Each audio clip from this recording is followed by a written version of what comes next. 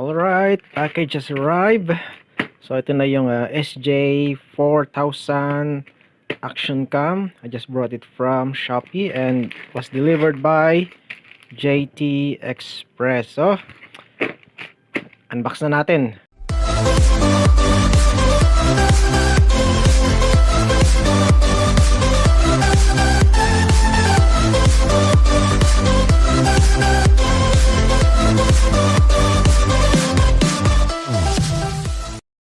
So here is the camera. Natanggal ko na siya sa pagkakabalot. Okay. So SJ4000 Air action camera.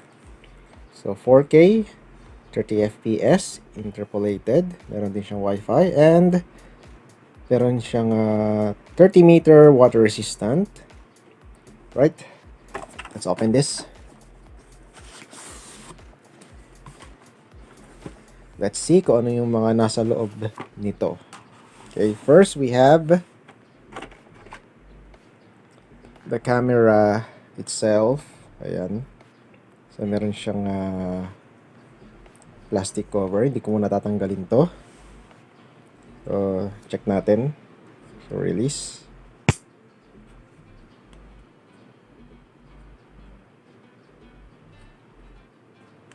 Okay. Then, dahan-dahan lang ang pagbukas, baka tumalsik yung camera. Sayang lang yung binayad pag tatalsik. Yan, dahan-dahan lang yung open. Then, ito na siya. This is the camera itself. Yan. So, on natin. So, ang power button nandito. Hold it. Then, ayan na siya.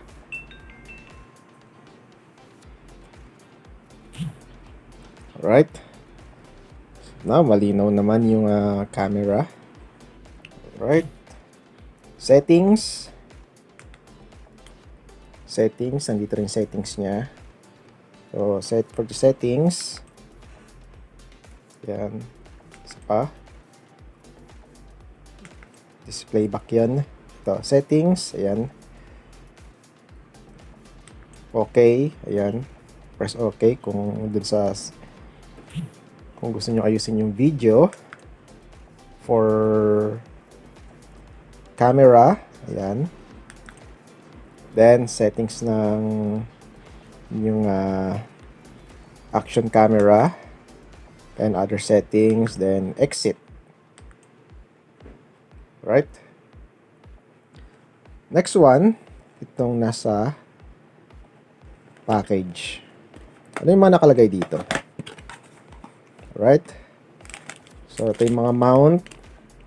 Yan, helmet mount. Pero if you're if you want to play Airsoft, yung mga mounts dito na pwede sa helmet pero I think wala. So, separate nyo bibilhin sa Airsoft shop. Yan. Kung magbabike naman kayo, may nabibili rin na pang yung tinatawag natin na chest strap. Okay? And then meron din pang mount sa mountain bike or road bike. Basta bike. Yan. Then, I think ito pwede to sa helmet. Ito. Dinidikit siya. Okay. Sa fast helmet ko, pwede to. Except sa pang bike ko na helmet. Yan. Kung playing Airsoft, pwede. So, charging cable. You have another one. Another mounting pang mount. Yan. So, pili lang kayo kung saan nyo ilalagay. Yan. Assorted accessories. Then, we have owner's manual. Yan. Sticker. Pwede nyo ilagay sa bike, sa motor, sa kotse. Ay, pwede nyo gawing dashcam yan, ha. Then, the owner's manual in Russian. Meron din tayong English version. Ayan. So, that's all. So, ano ba magandang gawin dito? test natin sa labas via biking. Tamang-tama, may pupuntahan ako.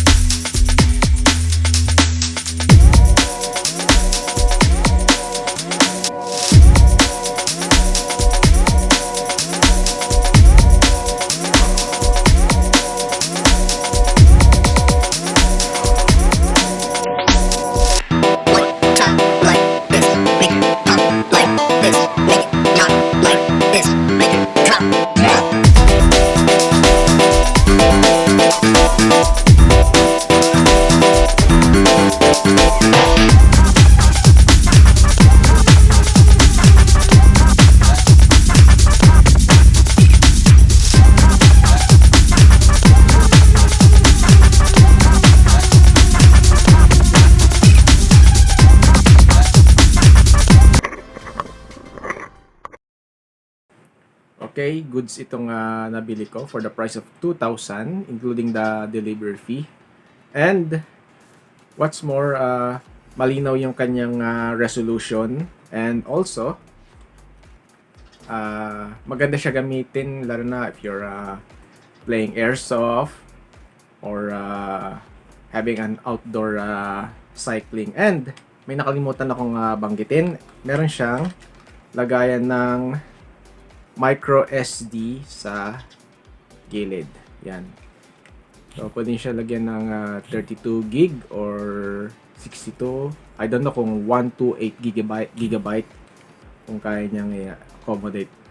As of now, I'm using a 64 gigabyte micro SD card. So, if you're planning to buy this, good siya. So, I'm giving this 4 stars, 4/5 as per my evaluation. So, gamitin ko to sa mga susunod na rides, lalo na sa mga long rides. Yan. So, that's all for my evaluation. Thank you for watching, and don't forget to click the subscribe button and notifications bell so that you will be updated. Right? Thanks for watching and stay safe. Don't forget to hit the subscribe button and bell for notifications.